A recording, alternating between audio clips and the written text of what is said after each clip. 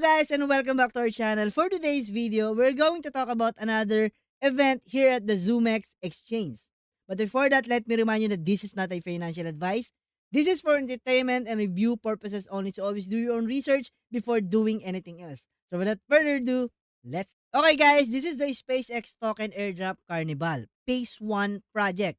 SpaceX RWA Token. About SpaceX, it's a digital asset designed to mirror the economic performance of SpaceX post IPO. Space Exploration Technologies Corp was founded by Elon Musk in 2002 and stands as one of the world's most distributive commercial aerospace companies.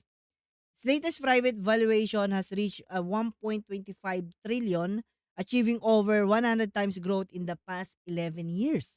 Despite this, the economy has yet to officially go public, creating a unique combination of scarcity and speculative potential.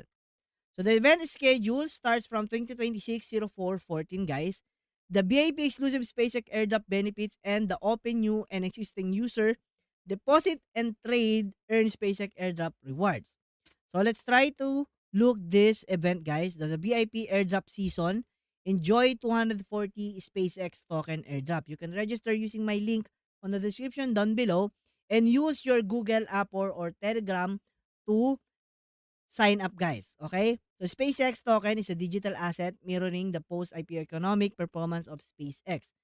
You have the benefit one here, guys, with a 140 SpaceX token airdrop from VIP 1 to VIP 5.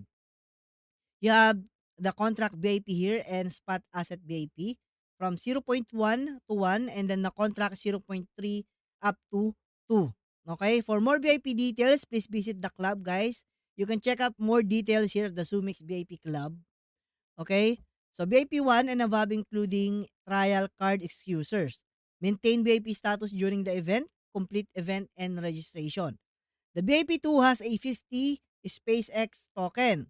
VIP level 1, VIP 2 and 3, VIP 4 and 5. So it almost the same from BIP 1, but you can only get 50 SpaceX tokens here, guys.